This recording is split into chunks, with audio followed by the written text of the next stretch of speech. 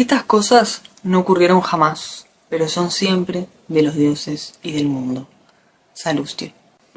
Bienvenidos a todos a mi canal, Los Hilos de Caldepe. En este video les voy a hablar de uno de los libros que más me ha gustado, que es Las bodas de Cadmo y Armonía, de Roberto Calasso. El autor, a través de 7 capítulos en este libro, va a relatar diferentes mitos griegos, teniendo como punto en común, o sea, el hilo conductor del libro va a ser la pregunta del origen. ¿Cómo había comenzado todo?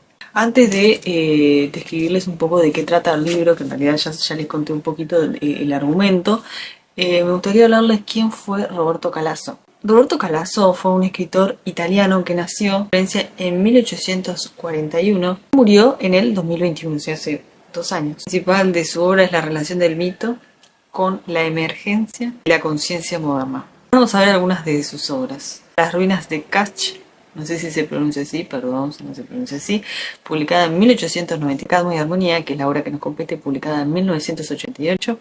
49 escalones, publicada en 1991. La literatura de los dioses, 2001. La locura que viene de las ninfas, del 2005. La rosa Tiepolo, del 2006. La folie Baudelaire, 2008. El ardor, 2010.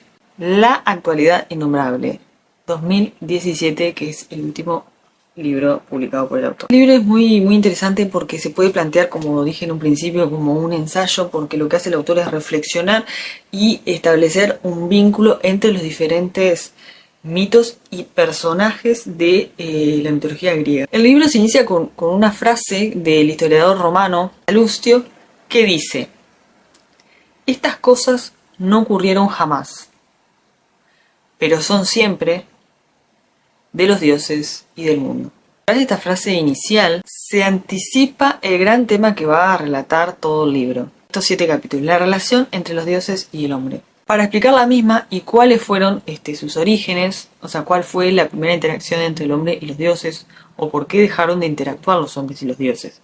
Porque pareciera que en la modernidad estos dioses griegos, se puede decir,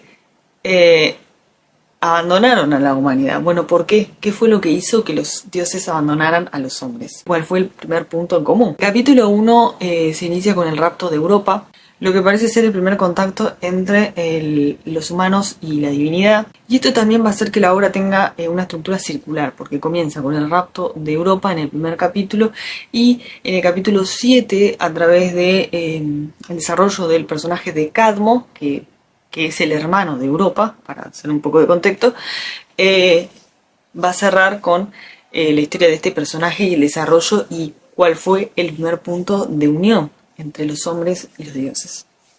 Por eso es muy interesante este libro, por la comparación de personajes y de historias que se van a ir dando y la relación que establece el autor entre estos personajes. Si bien por un lado aparecen las historias de estos personajes, hay otras que quizás no las desarrolla lo suficiente, pero sí da al lector un punto de vista para que él pueda reflexionar con el narrador, ¿no?, sobre su punto de vista. Y en el final estaría la respuesta a la pregunta, ¿no? ¿Dónde fue que comenzó todo? Bueno, las bodas de Cadmo y Armonía. Pero bueno, no siento que les esté spoileando el final, porque no saben, ¿no? Una persona que no lee no sabe por qué, que ese es el primer punto de unión, y cuál es la importancia también de Cadmo en la mitología como héroe y como el primer humano en defender, se podría decir, al mismísimo Zeus. Un hecho de que va a permanecer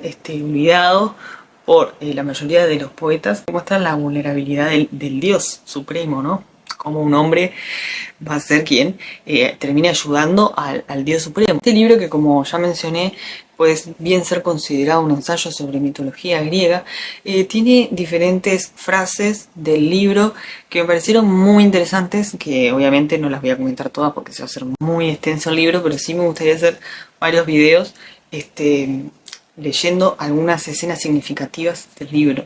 Escenas no, perdón, algunas frases significativas, ¿no? Como la que les voy a leer a continuación, que aparece en el capítulo 1.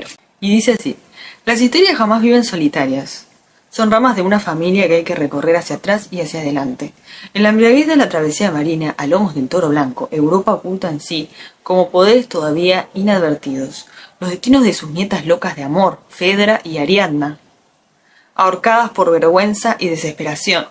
Y entre las raíces celestiales de este árbol de historias encontramos el vagabundeo de la ternera loca, su antepasada, Io, que a su vez encierra en sí la imagen de otra ternera loca, madre de Fedra y de Ariadna. Pasífae, también ella ahorcada por vergüenza. Y esto es justamente lo que va a hacer el autor a lo largo de toda su obra. Relacionar los diferentes personajes, no como historias aisladas, como siempre lo vimos, sino como historias que se relacionan y se conjugan todo el tiempo. Luego le sigue el desplazamiento de los héroes a los dioses. Y de esta manera es que dice: ahora el toro se aleja y se avecina el héroe ateniense. Parecen enemigos, pero se acercan con soltura. A Ariadna ya no le esperan historias monstruosas, sino historias sórdidas. Ariadna no llegaría a ver todo esto. Se quedó a mitad de camino en otra isla, árida y rocosa. Se durmió para que desapareciera aquel dios y aquel hombre que por su naturaleza solo deben aparecer y desaparecer. Luego el autor va a plantear una reflexión muy interesante del abandono de Ariadna. Dice así: Teseo no abandona a Ariadna por un motivo, ni por otra mujer, sino porque Ariadna escapa de su memoria en un momento que equivale a todos los momentos. Cuando Teseo se distrae, alguien está perdido. Ariadna ha ayudado al extranjero a matar el hermanastro de cabeza de toro, o sea, el Minotauro, por si no lo recuerdo. Ha abandonado el palacio de los suyos, está dispuesta a lavar los pies de Teseo en Atenas, como una sierva. Pero Teseo no se acuerda, ya piensa en otra cosa, y el lugar donde Ariadna permanece se vuelve, de una vez para siempre, el paisaje del amor abandonado. Teseo no es cruel porque abandona a Ariadna. Su crueldad se confundiría entonces con la de muchos. Teseo es cruel porque abandona a Ariadna en la isla de Naxos. No en la casa donde se ha nacido, y menos aún la casa donde se esperaba ser acogido, y ni siquiera un lugar intermedio. Es una playa batida por olas ensordecedoras, un lugar abstracto al que solo acuden las algas. Es la isla que nadie habita, el lugar de la obsesión circular, del que no hay salida. Todo ostenta la muerte. Es un lugar del alma. Por eso les digo, la riqueza que plantea el autor poética y reflexiva de estos grandes mitos, y encima estamos hablando de una traducción, es hermoso. Realmente se los recomiendo. 3. El autor plantea una diferencia entre los héroes femeninos y los héroes masculinos, o sea, entre los héroes y las heroínas. Mientras que los masculinos se van a caracterizar por ser matadores de monstruos, los femeninos se van a caracterizar por la traición. Miren esto, esto también refleja la versión machista de una época. Pero es que menciona, si bien Apolo es un dios, en su principio fue un héroe, recordemos eso, ¿no? Pero él lo ubica como el primer héroe, o sea, como el ejemplo del héroe matador de hombros, Apolo, ¿no? Entonces tenemos Apolo, Cadmo, Perseo, Beliforonte, Heracles, Jasón y Teseo. La serie de matadores de monstruos le responde las tradiciones femeninas, ¿no? ¿Cuáles serían? Y miren ahora quiénes son. Mestra, Hipsípile, Medea, Ariadna, Antíope, Helena, Antígona. Este último estoy bastante en desacuerdo. No creo que Antígona sea una traidora, porque Antígona, si bien traiciona de alguna manera su tierra por el entierro de su hermano, no deja de cumplir una ley divina, ¿no? Por eso el verdadero héroe trágico de la Antígona de Sófocles no se sabe si es Antígona o Creonte. De hecho, yo me inclino a que es Creonte y no Antígona. Las mujeres no tienen un dios como antepasado, sino una sacerdotisa, ¿no? La sacerdotisa que se animó a traicionar a la misma Hera. Estamos hablando de Io. Otra cualidad que se destaca del héroe es su relación con sus semejantes, o sea, el amor que se establece entre las relaciones del mismo sexo. El arete y el eromenos estaban socialmente aceptadas tanto en Creta como Esparta. Para concluir, les voy a hacer una lista de todos los mitos y los personajes que van a aparecer en la obra, ¿no? Y estos son Io, Telefasa, Apolo, Artemisa, Caón y el diluvio, Teseo, Coronide, Danaides, Admeto y Apolo, Pentesilea, Leda, Ananke, Ulises, Aquiles, Lemo,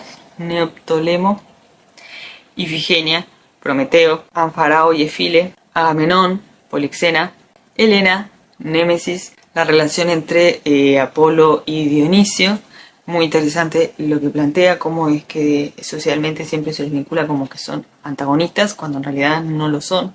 Con Medea, Sirene y Apolo, Ión, Creusa, madre e hijo son, Carila, la virgen suicida, Olimpia, Alfeo, Pélope, Hipodamia, Crisipo, Atreo y Tiestes, Quisto, Orestes, Zeusiades, Tempo y Ananke, Fanes, Sagreo, el secuestro de Persefón, mito clásico, Dionisio en el Hades, es el viaje, Hipólito, Cometo y Melanipo, la relación entre Zeus y Hera, Zeus y Metis, Zeus y Tetis, y el nacimiento de Atenea. Son algunos de los mitos que se van a desarrollar en el libro. Para finalizar, este libro se los recomiendo a todos aquellos que quieran aprender sobre mitología, y me parece que lo más interesante de este libro es la reflexión que plantea.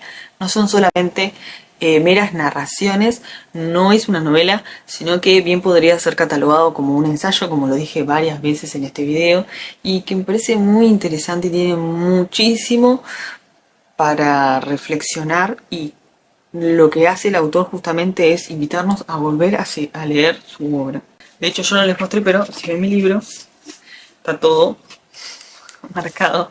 Lo que hice fue marcarlo según los mitos que se iban narrando, y también seleccioné algunas citas que me parecieron muy interesantes, como las que les leí en el video, y seguramente muchas de ellas las van a encontrar en mi Instagram, que por si no lo conocen se los dejo acá y se los dejo en la descripción. Así que realmente se los recomiendo muchísimo, ya que me preguntan varias veces, bueno, ¿qué libro leer de mitología? Bueno, yo creo que este es un muy buen libro para leer, no solamente para conocer las historias como algo superficial, ¿no? Y historias lindas que merecen ser contadas, sino historias que nos pertenecen, tanto a los dioses como a la humanidad, a pesar de que nunca hayan existido.